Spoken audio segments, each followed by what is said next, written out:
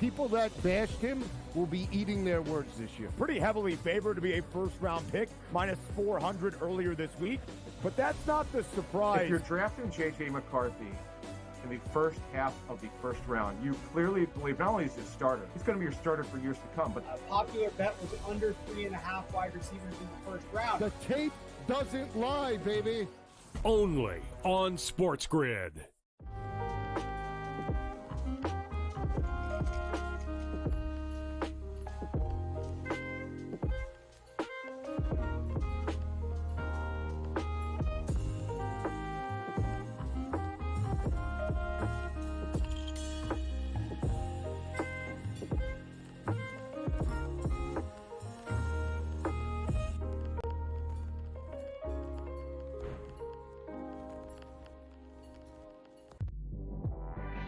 Quotes coming out about Embiid, oh, he's a warrior. You'll never get him off the court.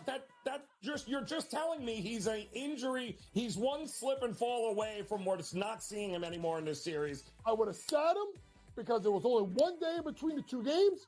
It's 2 days between games 2 and games 3, and it's 2 days between games 3 and game 4. Betting above the rim. Only on SportsGrid. Game Time had 35 in the first half, Cam. And then, of course, he did not have another point the rest of the game. Lillard's, it's playoff game time. This guy will show up. He will hit shots. Indiana, you better respond here because I'll tell you, that's a bad loss. We were wrong, Carver. Like, hey, I admit, I was on the Pelicans. This game, I lost. Pharrell Coast to Coast. Only on SportsGrid.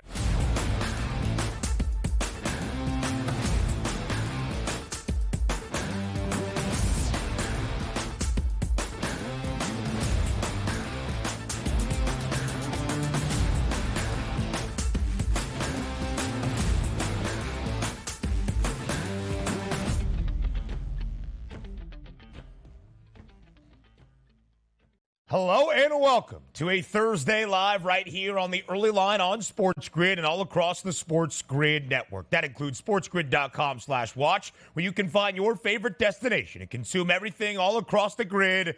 I am Ben Stevens. He is Donnie Rightside, and the boys are back. DRS, a shout out to you, Davis Maddock, Joe Ranieri, our guys behind the scenes, Joe Frizo and John Shames, for holding down the fort over this past week while I was across the pond in foggy old London town. But I am glad to be back with you live right here on this Thursday and for the next 3 hours up until 11 a.m. Eastern time. The NBA and NHL playoffs roar on. Major League Baseball, we go around the bigs, and it's a huge Thursday as well as we head to the Motor City for the opening round number 1 of the 2024 NFL Draft. 3 hours together, DRS. It feels like we never miss a beat. Fantastic, man. Good to have you back in the fold here, and a big moment tonight, obviously on the SportsGrid Network, as the boys will be live in studio breaking it all down. But before we get there, Ben, we got to start the tables here for the NBA, Major League Baseball. Huge card this afternoon. Triple header back in the NBA. Upsets all the way around. And you know me, Ben, when I say it sometimes, is 3 hours enough? I don't know, honestly, if it is today. What an action-packed show we got. I hear there's a new clock that we abide by now. So much can change in a couple days off from the SportsGrid. Now? Okay. We'll see you. No, just kidding. We're ready to go here in our first couple of minutes to start off a huge and jam-packed Thursday show on the early line. And speaking of upsets, that's where we begin. Around the association, game number 2 of the Eastern Conference playoffs between the top seed in the conference, the best team in the NBA, the Boston Celtics, and the shorthanded Miami Heat. But regardless of where the Heat stack up in a playoff run, there is going to be that Heat culture and that Miami magic. The Heat pull off a stunner last night inside TD Garden to upset the Celtics and even this opening round series at a game all. 111-101. Miami hits a franchise record 23 three-pointers in a playoff game to win outright as a 14.5-point underdog in Boston, handing the Celtics, DRS, only their 5th home loss in 43 regular season and postseason games inside TD Garden this season. Outrageous. If you wanted to ask me about one basketball game that I was sure one team was going to win yesterday or for the past couple days, it would have been the Boston Celtics. The question for us in this, format was, will we even get to a game number 5? Yeah. Because it looks like the Boston Celtics were going to steamroll the Miami Heat. But Ben, how many times do we talk about this, particularly in college basketball? When you're talking about a big underdog, what's the ultimate equalizer always? It's the 3-point line. If you're saying you're an underdog and the only way we can win is heave a lot of 3-point shots up and hope they go in, well, that happened for the Miami Heat last night, Ben. You take a look. 54% as a team, and from volume, 23 of 43. There's nothing the other team can do when you're filling up the bucket from the 3-point line. Impressive win for the Miami Heat, down at the break, crushed in game number 1, pull away 1-1, and the only thought process for me on the Miami Heat is, man, I wish Jimmy Butler could heal up quick and get back for this series, because I didn't expect it to be a series at all. And also, Ben, we're not saying we're going to 6 or 7 games, but my goodness, I was so impressed with the Miami Heat last night. But isn't that what we're supposed to expect from Eric Spoelstra and the crew? Great win by the Heat. Yeah. Now the Celtics still remain a minus 2,500 favorite to win this series outright. But we give the Heat their flowers as long as they will have it. And because Jimmy Butler did not play, did not mean he still did not take to social media to talk a little bit of smack. Of course, Jaylen Brown and the Seeds were down 3-0 in the Eastern Conference Finals against this Miami team a year ago. And Jaylen Brown famously or infamously said, "Don't let us get one." Jimmy Butler did the same last night on social media. Tyler Hero, a team-high 24 points for Miami. He hit 6 triples. Caleb Martin, welcome back to the postseason. He hit 5 threes and added in 21 points. And that shorthanded Heat team, even without Jimmy Butler, all 5 starters score in double figures. They win outright as a 14.5-point favorite, a total that crept down to 205 at a hook just prior to tip inside TD Garden last night does go over. So now we go to the other game of the doubleheader in the NBA postseason last night. The Oklahoma City Thunder hosting the New Orleans Pelicans in game number 2. OKC looked a little bit shaky to start off their playoff run as the top seed in the Western Conference, but they did storm back for a game 1 victory, 94-92 over New Orleans over the weekend. Last night, they didn't look young. They didn't look scared. They were ready to go. And they won big at home in Oklahoma City. The Thunder roll. The Pels last night, 124-92. Oklahoma City DRS easily covering as a 7.5-point home favorite. Yeah, impressive performance by OKC. I liked game number 1 with their victory. It was like, okay, we're the number 1 seed. We know we are. Let's hold on. Let's get a victory. And now we can proceed and act like the number 1 seed, which they did yesterday, easily dispatching of the New Orleans Pelicans. Now, so many times we talk about, like, hey, did you get a good bench performance? Forget about that. Let's see what the superstars did and the starters did here for the Oklahoma City Thunder. Yeah. Holmgren, 26. Williams, 21. Shai Gilgeous-Alexander, 33. Giddey, 13. Dort, 15. And look at the plus-minus on those starters. They handled their business, Ben, right from the jump, taking a 35-22 lead at the end of the first quarter and never looked back. If you look at OKC, the question marks coming from the regular season for me, Ben, where how can they hold up in the playoffs because it's a different animal. Now you're seeing the confidence of OKC. This is what's supposed to happen with the number 1 seed. And listen, as a young home team, as even the 1 seed in the playoffs, it's the first time for this core in true playoff games. But when you look at the core, and SGA scores 33, and Chet Holmgren pours in 26, and Jalen Williams scores 21 as well, combining for 80 of the 124 OKC scored as a whole. That is a very bright and optimistic future for Oklahoma City, already showing off here in the postseason. Now we go to the ice. In the National Hockey League, the Stanley Cup postseason rolls on. 3 games last night in the NHL. The Bruins get a victory. The reigning Stanley Cup champs, the Golden Knights, get a win. And the Kings pull off the upset in Edmonton over the Oilers in a big matchup as well out in the Western Conference playoffs. Yeah, you could probably say maybe the stunner would be the Kings there, right? And as we always know, the Maple Leafs struggles in round number 1 of the playoffs. But you got to hand it to the Golden Knights on the road against one of the best teams, if not the best team in the NHL, the Dallas Stars, going up 3-1 there in that game yesterday for a 2-0 series lead before you even get back to play in Vegas. Big night on the ice. Yeah, huge, because Dallas was that home ice favorite last night. not for the Vegas Golden Knights, who win outright as an underdog. The Kings take the Oilers to OT in Edmonton and win 5-4. And the Bruins now a 2-1 series lead as well in the opening round of the postseason. The Bees, who had the best regular season record a year ago, only to get bounced by the Florida Panthers in the opening round of the Stanley Cup postseason, looking to exact some revenge. So the NFL draft in Detroit tonight, but it was a big day in Detroit yesterday for the Lions. They extend their stars, Amon-Ra St. Brown, the wide receiver, and Penei Sewell gets a 4-year, $120 million extension, the highest paid offensive tackle in the National Football League. Pay your superstars. If they're worth money to you, they're worth money to the team itself. Love what Detroit does because everybody now happy in that locker room, Ben, which isn't the case around the league. Not always the case, especially in Cincinnati. And the natural comparisons were made between Penei Sewell, who was drafted just behind Jamar Chase a few years ago. Jamar Chase's contract extension, a different conversation. T. Higgins, under the franchise tag, demanded a trade. Trey Hendrickson, the outstanding edge rusher for Cincy, also demanding a trade yesterday, Donnie. Yeah, let's start with Trey Hendrickson quickly here. 17 and a half sacks last year, 3 straight Pro Bowls. He's outlived his contract. Pay that man. But if you know being a Bengals fan for a long time, the owner goes, you got a contract. You better live up to it. That's not the way it works. Cincinnati Bengals fans, I'm sorry. You just can't have nice things.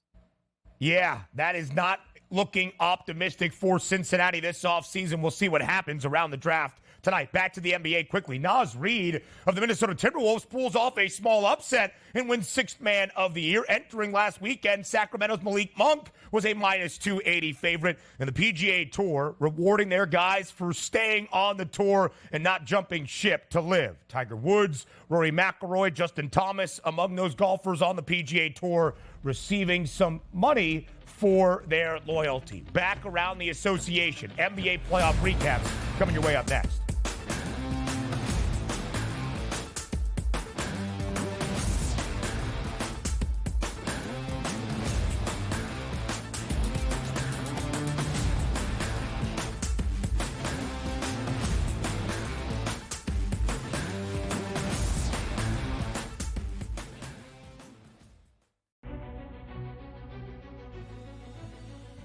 People that bashed him will be eating their words this year. Pretty heavily favored to be a first-round pick, -400 earlier this week.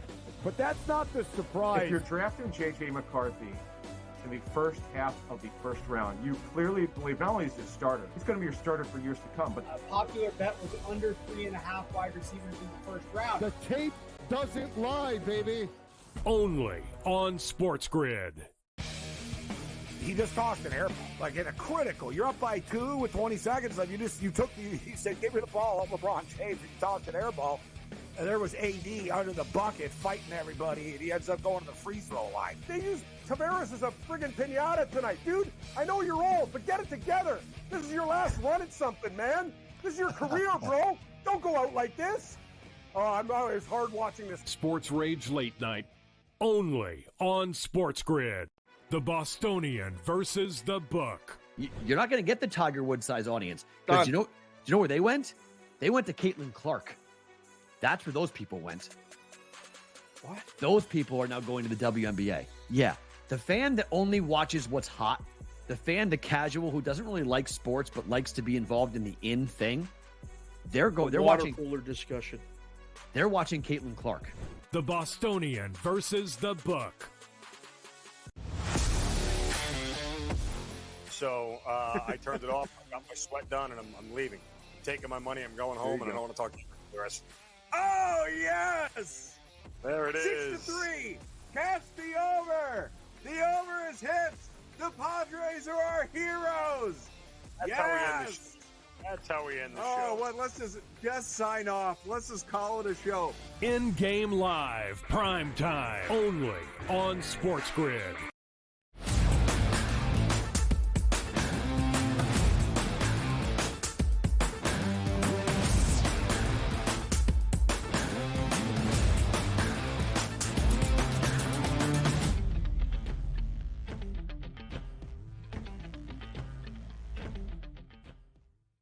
A stunner last night in Boston in game number 2 of the NBA playoffs in that opening round series out east between the Celtics and the Miami Heat. It does not matter, DRS, where Miami is, who's on the floor in a playoff run. They are going to give you your best shot each and every night. And the Heat did that in game number 2. Shorthanded, of course, Jimmy Butler not going to play more than likely in this opening round series, regardless of the duration against Boston. But everybody else showed out, especially from deep. A franchise record in a playoff game. 23 converted three-pointers last night for the Heat as they pull off the huge upset over the Celtics, 111-101. Miami closed as a 14.5-point favorite or underdog, and they win outright by double digits behind those 23 made threes. It's incredible. It's outrageous. It's so much fun to watch, and it just reminds us that, that football moniker, Ben, we talk about any given Sunday. It's really true in the NBA as well. You do have professionals on both sides, and also a lot of these guys, when they get hot, can stem the tide of a much better team. We looked at this game yesterday. The spread was so you can equate it to football. It was 2 touchdowns. 14.5 at the FanDuel Sportsbook yesterday. And also, shout out to the people, Ben. The Fade the Public poll, you know who the public was backing yesterday? The Miami Heat in the lead, getting 14.5 points, as both myself and Davis sort of scoffed at that. Like, yeah, of course. The public's going to see a lot of points. It's a playoff game. It's an NBA team. Got to back them. And they were exactly right yesterday. The only shame of it is instead of taking the points, you should have just taken the money line, and what a bonanza that would have been. But back to the game itself. The Miami Heat, 111 points. This isn't really how they want to win basketball games. You figure they got to go back to the 1990s with Pat Riley. Like, hey, we got to win games 88-86 because we just can't keep up. But shout out Spo by going, you know what? The only way we're winning this game is if we absolutely go Nuketown from 3-point range. Now, granted, you can say that, Ben, and shoot 43 threes and make 9 of them and get blown out, but they made 23 3-point shots, which included Tyler Hero dropping 6 of those here. If you would have told me before the game, we got to go nuclear from 3-point range. All right, watch this. Kevin Love's going to come off the bench and knock down 5 or 6. He didn't even make a 3-point shot or shoot a 3-point shot, and they still made 23 3-point shots as a team. Boy, I loved watching that game there. It's just a shame, again, getting back to the original point. Man, if Jimmy Butler could come back and be healthy, what a series we might have. But, as you said, still a heavy favorite here towards the Celtics.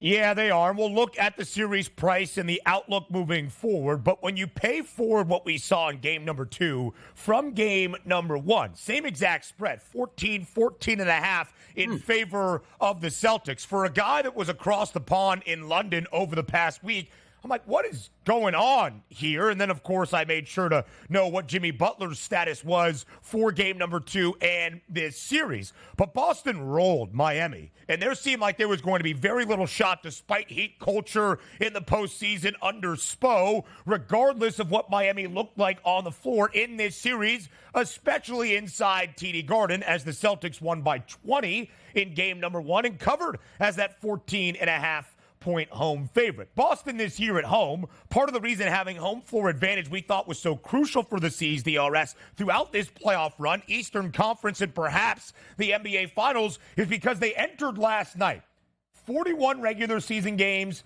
game number 1 against Miami, 38-4 straight up at home, booked as a favorite in all 42 games, and 23-17-2 against the number. They lose outright as a 14.5-point favorite against Miami. 23 made threes. Miami was 12 of 37 in game number 1 from deep. They were 23 of 43 last night in Boston. And Jaylen Brown and Jason Tatum weren't all that bad, DRS. 28 out of Tatum, 33 for Jaylen Brown. They combined for 61 points, and yet Miami still wins by double digits. You're right. Look at the box score there. 46% as a team from the floor. Not bad. 38% from three-point range. That's actually very good. Okay from the free throw line at about 71%. But you're right. Just give me the box score and tell me. Jason Tatum had 28. Brown had 33. That's probably a blowout win where you would cover the minus 14.5 yesterday. The one error I could say was 30 minutes out of Porzingis, a minus 32, which included a 1 for 9 from the field and an 0 for 4 from three-point range. Now, Porzingis have been playing quite well for the Celtics this year. and particularly down the stretch, and had a nice game number one, but it didn't work out in his favor there. You look up and down that lineup for the Celtics, and you expect great things. Why? Because we do think they're the best team in the NBA overall, and there's no panic here that, oh my goodness, home court advantage is now for the Heat. Watch out, Boston Celtics. You would have to go nuclear in every game for the Miami Heat from three-point range to have a chance to take down the Celtics. We know that's not going to happen. You team that doesn't used to shoot tons of three-point shots, yeah, it works one night, but you know the adjustments are going to be made from the Boston Celtics as they go on the road, and we'll see what happens. But that's an unbelievable win for the Heat, and it's just one of those things we talk about, Heat culture and Eric Spoelstra. Just when you think they're down and out, the zombie Heat roster lineup sometimes that they put out in February, like this team isn't even any starters in the lineup. Oh, look at that. They went on the road and won basketball games. This is what they're about, and I just love the fact that we're going to get more basketball, Ben. At least we get 5 games out of this series, and I can buy that. And when you look at the roster last night, Jaime Jaquez, 3 threes. Nikola Jovic, 3 threes. Caleb Martin, who had a huge postseason run for Miami a year ago, 5 triples. Of course, Tyler Hero, the team's leading scorer, with 24 and 6 made threes. But Haywood Highsmith off the bench, 3 made threes. Duncan Robinson, who might be their best overall shooter, just 2 of 7. And they still are 23 of 43, a franchise record in terms of made threes in a playoff game last night. So the Celtics entered game number 2 as a 14.5-point home favorite and a minus 50,000 outright favorite to win this series. They're still heftily favored, minus 2,500, but the books are buying back in. So DRS, what do you make of the rest of this series? Can Miami push Boston to 6 or 7 games, or is that their one blimp on the radar, and from here on out, Boston is refocused and they roll Miami? Sometimes you need this, Ben. And I know nobody likes to take losses. I get that. But if you're Joe Mazzulla, you say, okay, now I get in the locker room. You guys ready to listen? You guys ready not just to roll that basketball out? You want to watch a little bit extra film? You want to put this Miami Heat team away? I would watch out for game number 3 because I think you're going to get an unbelievable effort from the Boston Celtics. We're not knocking the Miami Heat. You know, they're the 8th seed for a reason and not as good as the Boston Celtics, and they're supposed to lose this series. But now I think the Boston Celtics get that beating on their home court and be like, you know what, guys? Let's not let this happen again. Watch out in game number 3. The Celtics open as an 8-point road favorite in South Beach Saturday night at 6 p.m. Eastern time. I'll have one final point about the series odds because I think there's a few discrepancies that do favor Boston. Up next, live right here on the Early Line.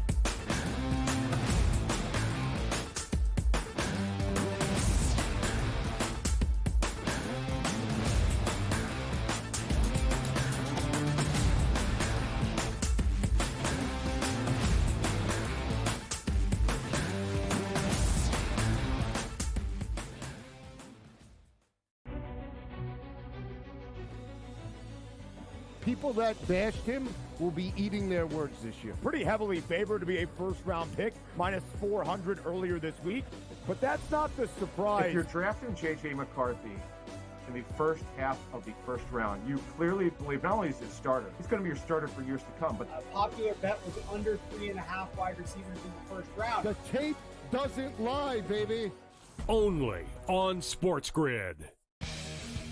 He just tossed an air, like in a critical. You're up by 2 with 20 seconds left. He said, give me the ball, up LeBron James. He tossed an air ball.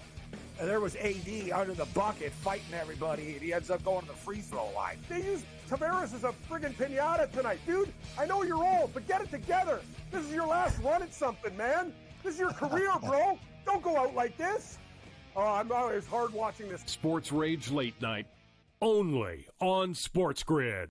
The Bostonian versus the book. You're not going to get the Tiger Woods size audience because do you know where they went? They went to Caitlin Clark. That's where those people went. What? Those people are now going to the WNBA. Yeah, the fan that only watches what's hot, the fan, the casual who doesn't really like sports but likes to be involved in the in thing. They're watching cooler discussion. They're watching Caitlin Clark. The Bostonian versus the book. So I turned it off. I got my sweat done, and I'm leaving. I'm taking my money. I'm going home, and I don't want to talk to you the rest. Oh, yes! There it is. 6-3. Catch the over. The over is hit. The Padres are our heroes. That's how we end the show. Oh, well, let's just sign off. Let's just call it a show. In-game live, prime time, only on SportsGrid.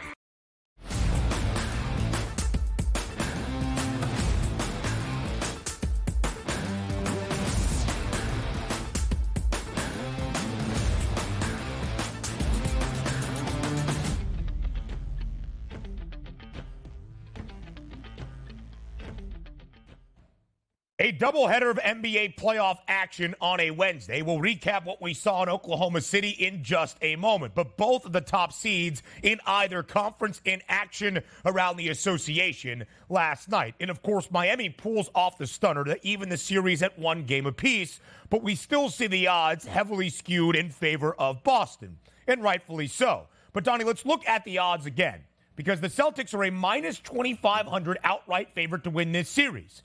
For the series to go 5 games, that's the total games market, it's minus 130. If you went in the correct score market, Boston to win in 5, 4 games to 1, it's minus 125 currently on the FanDuel Sportsbook. But the Celtics on the series spread, as you saw, to cover a 2.5 game number is just minus 110. That would be Boston in 5 games. So the odds makers still expect the Celtics to win in 5. There's your best price. I'm going to bet it, although these commercial breaks are very short, in our next one. Yeah, there you go. Might be able. Yeah, you don't want to make those mistakes, Ben, with these quick breaks and be like, okay, I just bet the minus 2,500 when I didn't mean to do that at that point. But you're right about that. If Boston is supposed to win this series easily here, they're probably going to handle their business at that minus 2.5 to get the much, much better price. But kudos to anybody out there who goes, no.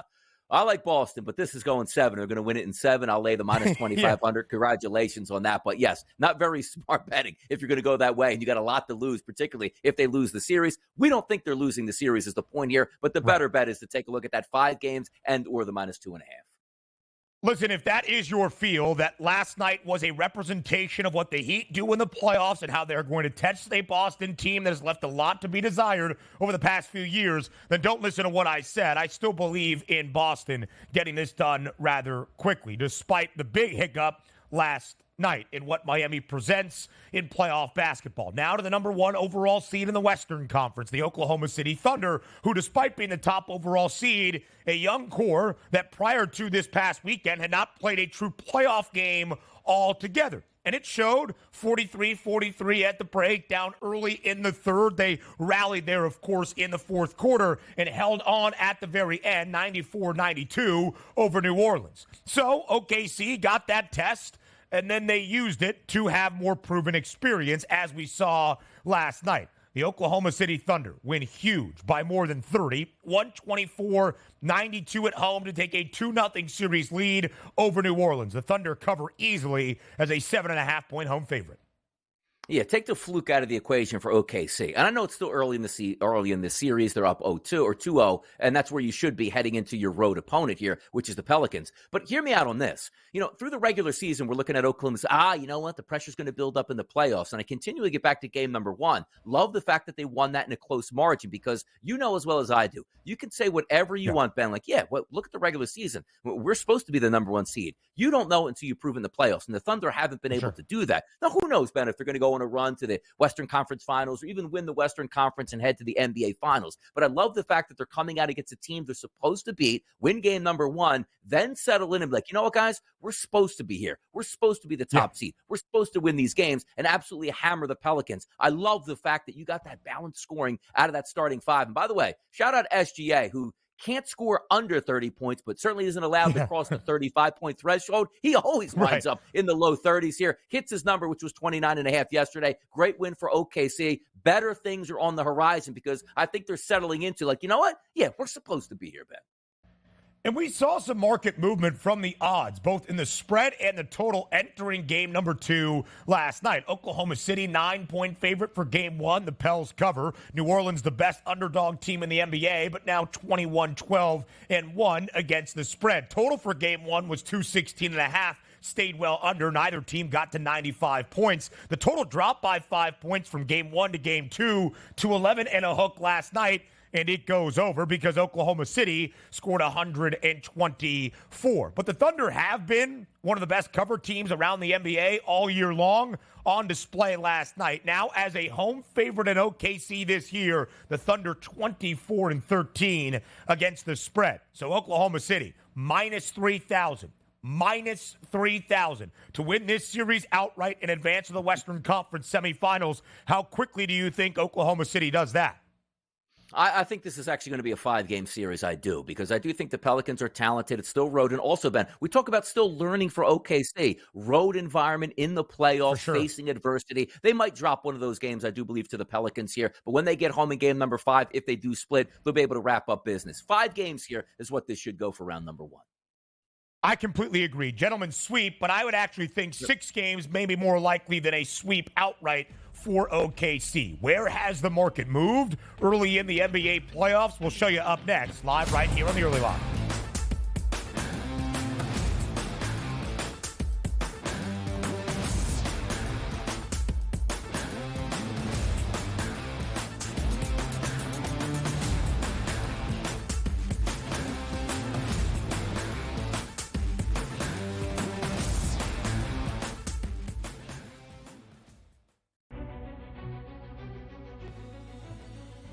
People that bashed him will be eating their words this year. Pretty heavily favored to be a first-round pick, minus 400 earlier this week.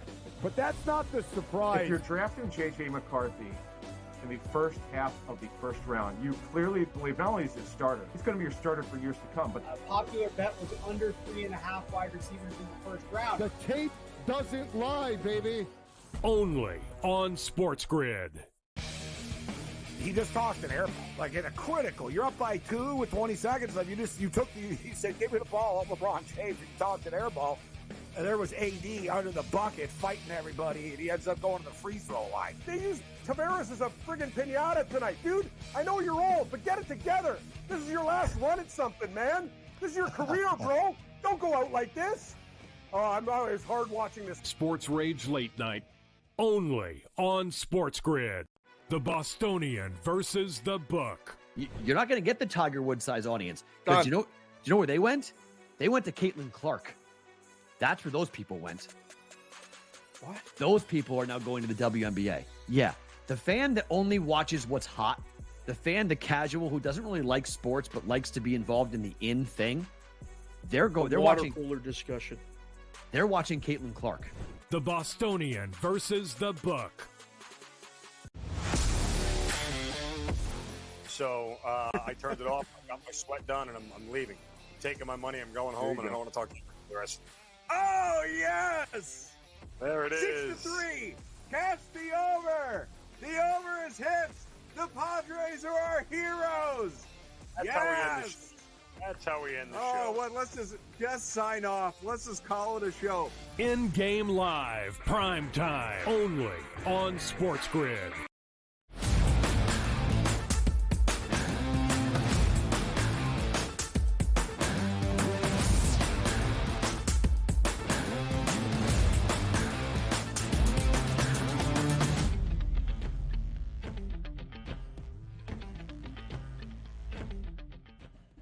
Live right here on this Thursday on the Early Line on SportsGrid. I am Ben Stevens. He is Donnie Rightside. It's NFL Draft Day, but of course it's the NBA postseason. Following a very interesting doubleheader last night that featured both of the number 1 seeds in either conference, we reset where the market is now after the first few games of this NBA postseason before we change venues in a triple header of Game 3 action on this Thursday. So, Donnie, on the left side of this graphic we will show, it's where the odds were entering the playoffs just before this weekend got started. In the middle, it's where the odds to win an NBA championship stack up at this current juncture. And, of course, on the right side, you'll see some movement, or we'll detail what that movement looks like. So, the Celtics were plus 120 to win the NBA title before the playoffs started, despite losing last night to Miami.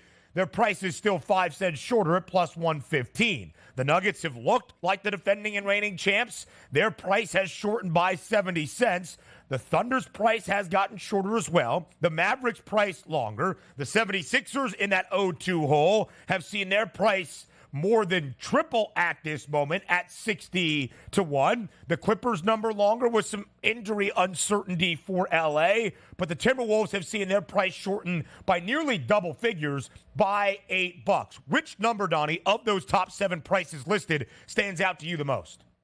You're probably looking at where I can get the most value at right at this point, because, we can't say, hey, I took this at the beginning of the season. Like, no, we're focused on the here and now, which means when the playoffs started and just a couple games into the environment. You pointed out as well, we haven't even changed venues yet. So obviously the Boston Celtics, nobody's panicking here based on what we saw 1-1. Oh, no, they can lose. But at the same time, I think this proves the point where the Celtics are in game number 1 and game number 2 of their series. The Celtics are supposed to be the NBA champions. They're supposed to easily dispatch of the Miami Heat, but we think the Heat aren't all that talented. Now, granted, it's a little bit disrespectful. They're still an NBA team. Eric Spoelstra, one of the best coaches. You get the point there, but they already lost the game on their home court. So I look at the Boston Celtics and say, even if I still think they're the best team, and they probably beat the Heat in 5. Do you see this, though? Yeah. The Heat aren't a great basketball team, and we might be in for an extended series, meaning could it go 6 games? That's not a plus 115 price. You know what I want to pay a plus 115 price on, Ben? If I won the first 2 games by 35 points, and it looks like I'm not even going to get a challenge until I take on, let's just say, the Denver Nuggets. So you pass on the Denver Nuggets. You see how I love the Nuggets, and I think they're going to easily win their first round series as they're up 2-0, and as I thought that before the series even started. But again, a plus 250 price to get through that craziness in the Western Conference, then only to face the Boston Celtics as we think in the finals, that's not a good enough price. But then you start to look at teams saying, boy, OKC, if they hit it right here at a 12-1 price, boy, that makes sense. Maybe I didn't want to take them before the playoffs started because this could have been one of those, oh my goodness, OKC's down 0-2 heading back to New Orleans, and Zion's coming back. This was terrible. I told you OKC shouldn't have been a number 1 seed. Yeah. But now you see them mature right in front of your eyes based on game number 1, the game number 2, and the feelings as we're supposed to be the 1 seeds, and now we're playing it like here. The one team I'm probably not buying yet, right? Let's just go to the top 4 teams. The New York Knicks at 14-1. Love what they've done. No. Stole a game in game 2 against the Philadelphia 76ers, but I don't like that price point either at 14-1. So if we're just looking at the top markets here, I like the Timberwolves 16-1, but OKC really has my eye because what wins out, Ben? Worst case scenario, home court advantage is yours if you just handle your business. I mean, look at those odds. Again, Boston is plus 115, despite being tied at a game apiece in their opening round series and being stunned on their own home floor last night by Miami. Their price is still 5 cents shorter than where it was just about 5-6 days ago. Denver is not all that far behind at plus 250.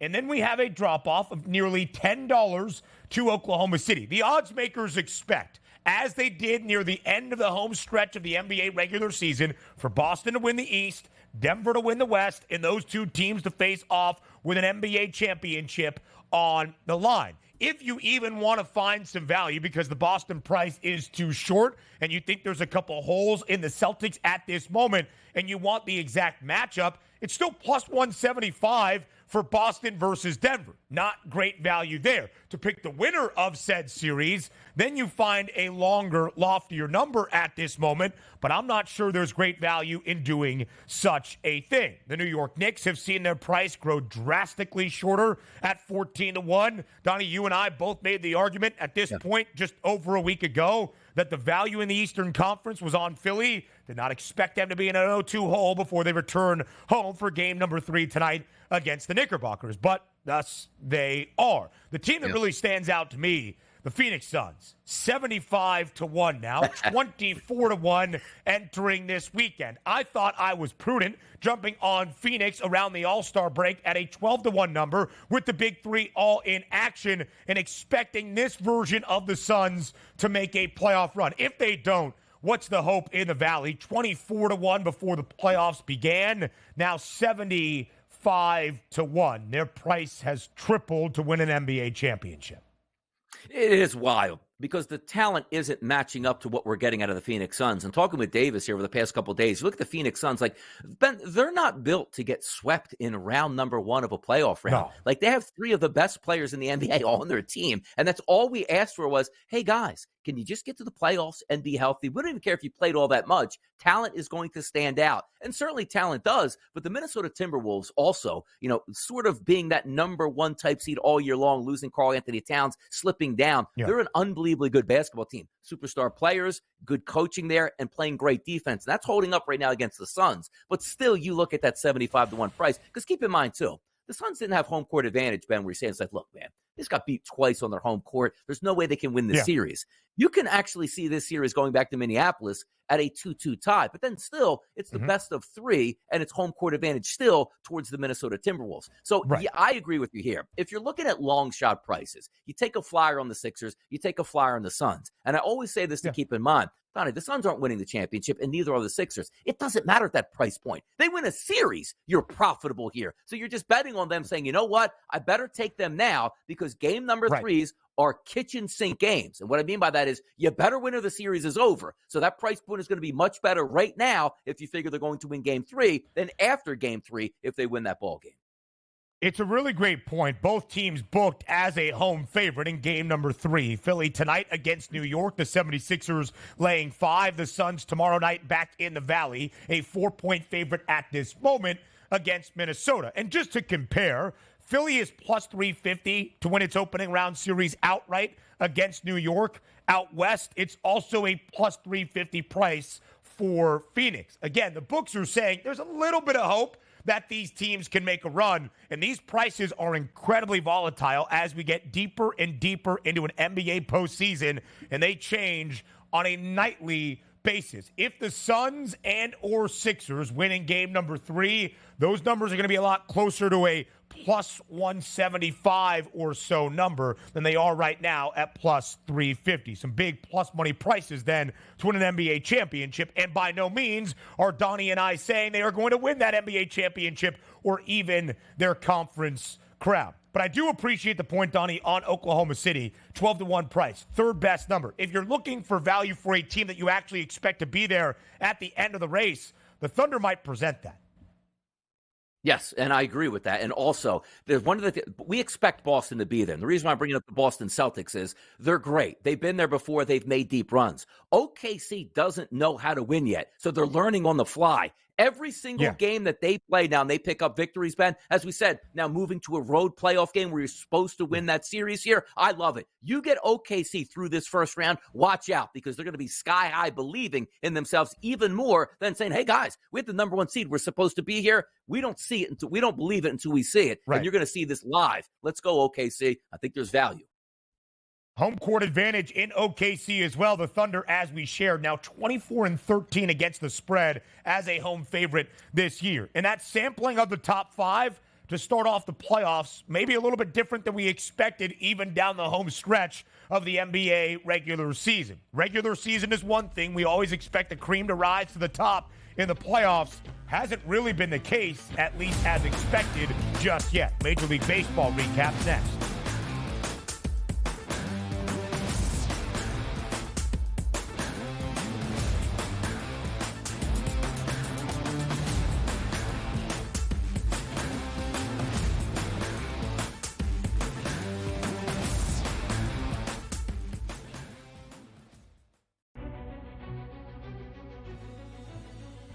People that bashed him will be eating their words this year. Pretty heavily favored to be a first-round pick, minus 400 earlier this week.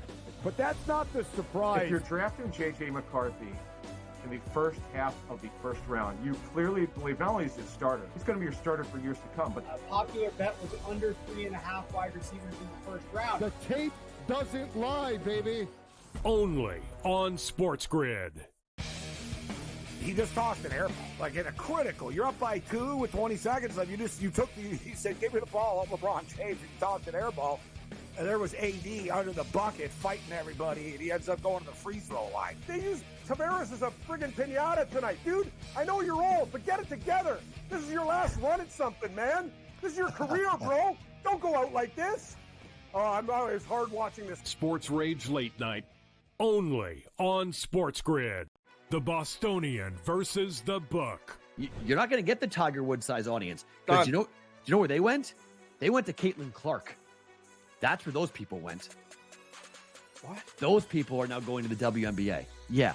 The fan that only watches what's hot, the fan, the casual who doesn't really like sports but likes to be involved in the in thing, they're watching cooler discussion. They're watching Caitlin Clark. The Bostonian versus the book. So I turned it off. I got my sweat done, and I'm leaving. taking my money. I'm going home, and I don't want to talk to you for the rest. Oh, yes! There it is. 6-3. Catch the over. The over is hit. The Padres are our heroes. That's how we end the show. That's how we end the show. Oh, well, let's just sign off. Let's just call it a show. In-game live, prime time, only on SportsGrid.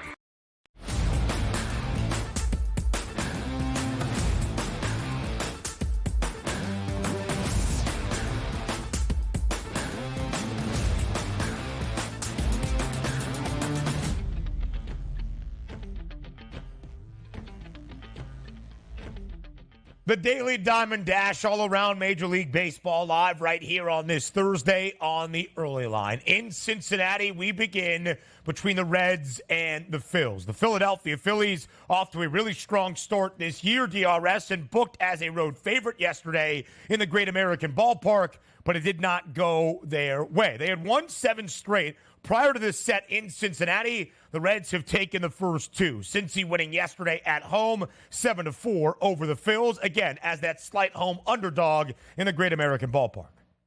Bryce Harper on paternity leave here, and certainly that offense isn't being helped out by him missing in the lineup. But also, I tell you what doesn't help out. After Nick Castellanos, who is a full-time starter, bats in the cleanup hole with Merrifield, Sosa, Pache, Rojas, and Stubbs were the remaining parts of the lineup for the Phillies. So it looks like one of those games like, hey, let the young guys get out there and see what happens. Next had a 3-1 lead yesterday going into the 6th inning, or after the top half of the 6th inning. They give up 4 runs there. But I got to tell you, the bright spot again, typically is the Philadelphia Phillies starting pitchers. The day before Sanchez was on the mound, he didn't technically get lit up, gave up a lot of runs, but they were unearned runs. You take a look at yesterday, Turnbull was on the mound, 5 innings pitched, 1 earned run, outdeals Lodolo, who had 5 innings pitched and 3 earned runs. You're supposed to win that game, but the bullpen failed the Philadelphia Phillies yesterday. It's a long season. The Phillies dropped to 15-10, and the Reds are a decent home ball club as well, now sitting at 9-6 overall. Good comeback by the Reds yesterday, but the Phillies probably feel like they let one slip away in a game where they weren't putting their best lineup out there and were trying to get a victory. Weren't able to do so. The Reds 14-10, 9-6 at home in Cincy. The Phils, as DRS mentioned, still 15-10 to start off this year. Alec Boehm got off to a great start for Philadelphia. He hit both RBIs that scored the opening 2 runs of the game for Philly. 7-4, really back and forth momentum throughout this game in Cincinnati. But ultimately, it wasn't until that final run scored by Cincy that the game was at its largest margin, 3 in favor of the Reds. Next up, we go to Atlanta, where it took extra innings and a RBI there. I'm forgetting his name. Michael Harris, thank you. Game-winning RBI double that scored Ronald Acuna Jr. that give the Braves the win, 4-3 over the lowly Miami Marlins. Atlanta was a -270 favorite. Wild play in the top of the 9th. Errors leading to 2 runs for the Fish that tied the game at 3 apiece to send it to those extra frames. But in the bottom of the 10th, again, the RBI double for Michael Harris II, scores Ronald Acuna Jr. Game decided. Atlanta wins 4-3 in extras.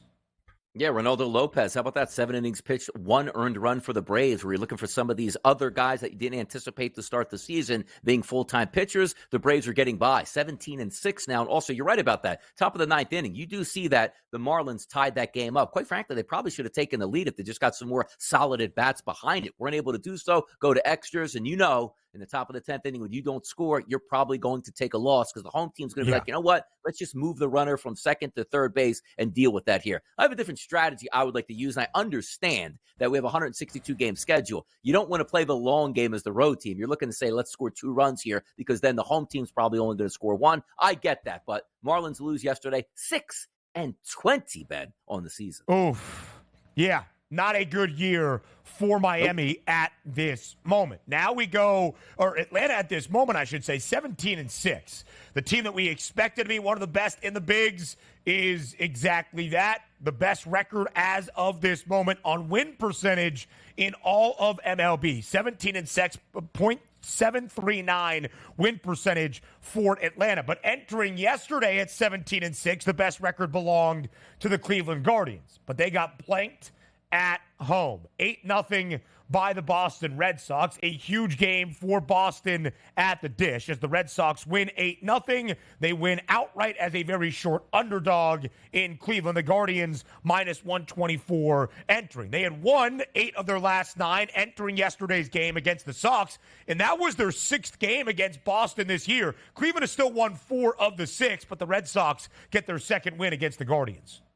How about Connor Wong yesterday? 4 of 4, 3 RBI with 2 home runs yesterday. And also, Rafael Devers lifted his average to 231. Hasn't had a great season by any stretch, but went 3 for 4 yesterday with 2 RBI shots. Boston now 14-11 in a stacked American League East. But the Guardians, look, understand it. It's a long season. You're 17-6. Tough scene to get beat 8-0 at home here by the Boston Red Sox, not envisioning them making the playoffs. We're talking about the Red Sox, but the Guardians, good ball club here, just didn't work out in their favor yesterday. They got hammered. It is what it is.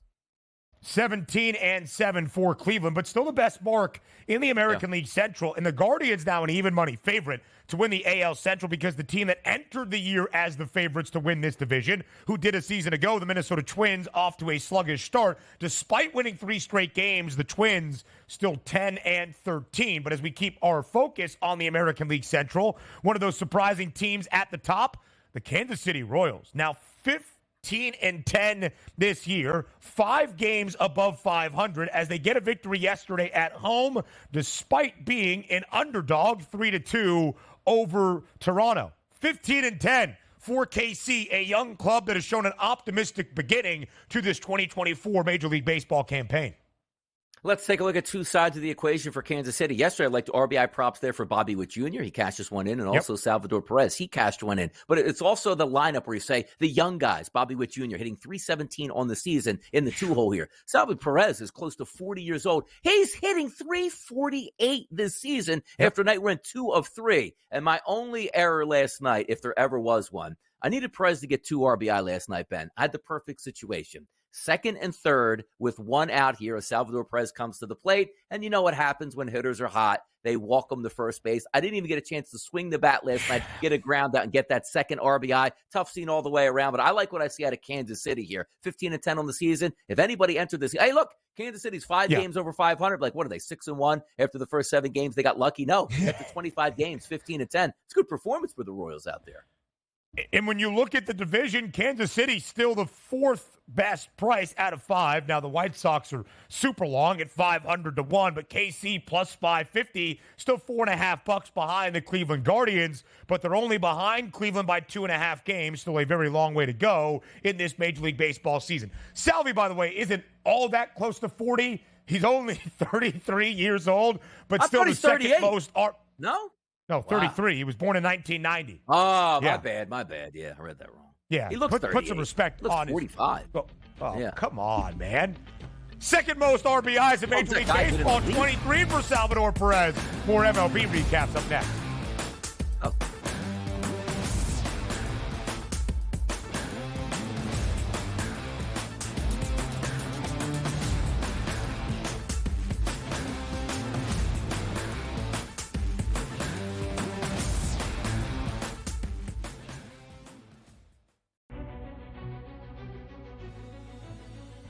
People that bashed him will be eating their words this year. Pretty heavily favored to be a first-round pick, minus 400 earlier this week. But that's not the surprise. If you're drafting J.J. McCarthy in the first half of the first round, you clearly believe not only is he a starter, he's going to be your starter for years to come. But a popular bet was under 3.5 wide receivers in the first round. The tape doesn't lie, baby. Only on SportsGrid. He just tossed an air ball, like in a critical. You're up by 2 with 20 seconds left. He said, give me the ball, LeBron James. He tossed an air ball. And there was AD under the bucket fighting everybody, and he ends up going to the free throw line. They use Tavares as a friggin' pinata tonight. Dude, I know you're old, but get it together. This is your last run at something, man. This is your career, bro. Don't go out like this. Oh, it's hard watching this. Sports Rage Late Night, only on SportsGrid. The Bostonian versus the Book. You're not going to get the Tiger Woods size audience. Because you know where they went? They went to Caitlin Clark. That's where those people went. What? Those people are now going to the WNBA. Yeah. The fan that only watches what's hot the fan, the casual who doesn't really like sports but likes to be involved in the in thing, they're watching cooler discussion. They're watching Caitlin Clark. The Bostonian versus the Book. So I turned it off. I got my sweat done, and I'm leaving. I'm taking my money. I'm going home, and I don't want to talk to you for the rest. Oh, yes! There it is. 6-3. Catch the over. The over is hit. The Padres are our heroes. That's how we end the show. That's how we end the show. Oh, what? Let's just sign off. Let's just call it a show. In-game live, prime time, only on SportsGrid.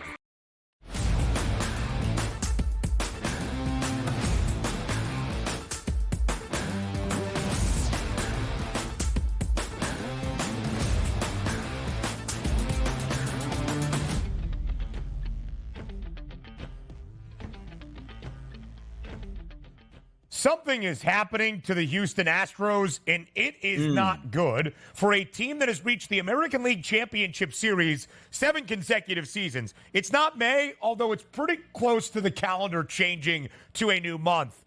But Houston continues to struggle. Yesterday against the Cubs, who scored all 4 of their runs in the bottom of the first and then just held on against the Astros in Wrigley, Chicago gets a 4-3 win over Houston. The Astros, Donnie, the American League pennant favorites entering this season, are now 7-18, second worst record in the American League. Nobody is going to be as bad as the Chicago White Sox, who are 3-21, but the fourth worst record around all of MLB. What is up with Houston? Look, I put a tweet out yesterday. It's time, Houston Astros. Let's get back to the basics here. And I don't mean like, okay, let's bunt, let's hit with power, let's, move runners along. I mean, let's get back to cheating here. That's what got us world championships, man. And specifically yesterday, the reason I felt obligated to put that out is, look, Reggie Bush cheated and got his Heisman Trophy back. Houston Astros, cheat and get your World Series championship back. It's so easy to do. Put the ball right here. Look, beep, beep, beep, beep, beep, beep, beep. Fastball coming in. Let's win baseball games, Astros. Yeah. Come on. Okay, so a couple of things there, because you brought up Reggie Bush and you tried to equivocate it, and I was on my flight yesterday returning from London back here stateside when that update came through, and I finally got some Wi-Fi, and I was about 3-4 hours late. I'm like, oh my God, Reggie Bush got his Heisman back?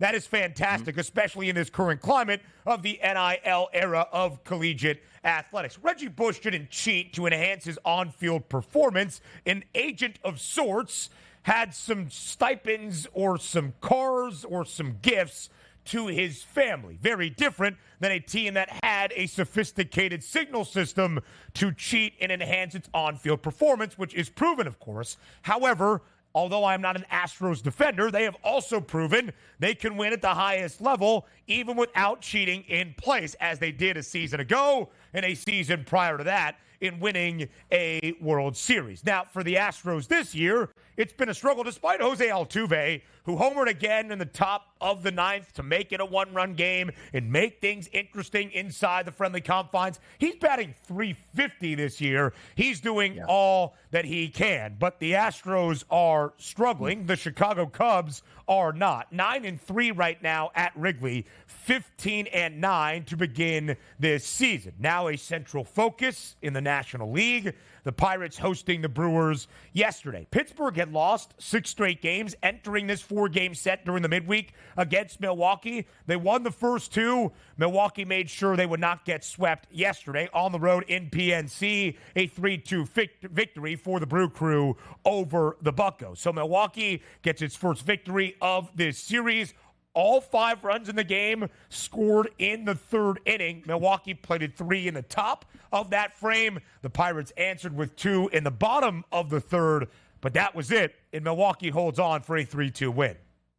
Yeah, bullpen game effort out of both of these teams. You take a look at the starters here. Ben Wilson goes 4.1 innings here. You got Fleming there, 2 1/3 innings. So it was the bullpen holding on. The Brewers technically are a better club than the Pittsburgh Pirates. The Pirates got out to that hot start here. Now we're seeing them cool off just a bit at 13-12. But expectations are the Brewers should have won that baseball game yesterday, and they did. But I love the fact that you see teams like the Brewers on the road, Ben, 11-4. That's awesome, man. If you handle your business on the road and just basically play 500 baseball, you're probably going to get into the playoffs, let alone playing at a clip of first 15 games on the road. We got 11 of them. That's pretty good here for the Brewers. So with the victory yesterday, Milwaukee is a half game in front of Chicago for that top spot in the NL Central. 15-8. The Cubbies 15-9. The Reds 14-10. The Pirates, despite now dropping 7 of their last 9, are still above 500, 13-12 in the preseason favorite to win this division. The Redbirds are struggling. They have dropped, or they are 3 games below 500 at 11-14. St. Louis, again, entered this MLB season as the favorites to win the NL Central, but we expected the division to be somewhat competitive. St. Louis right now, plus 320. The Cubbies, the favorites, at plus 185. Yeah, I don't think anybody runs away here. And it's similar, Ben, that when you take a look at the central divisions in both the American League and the National League, somebody has to win that, which means somebody's going to have home field advantage in round number 1 of the playoffs. So when you see some of those price points like, ooh, they seem like they're a little bit bloated here. Yeah, because they are going to get a team into the playoffs. Now, who knows what wins, but typically it's the Milwaukee Brewers. Right. Starting pitching, great bullpen, timely hitting, and that's what get it done here. But it's good here for the Cubs. But also keep in mind, Bellinger goes to the IL, I believe, with a cracked rib here. So maybe some of that momentum might slow down. But like what the Cubs are doing.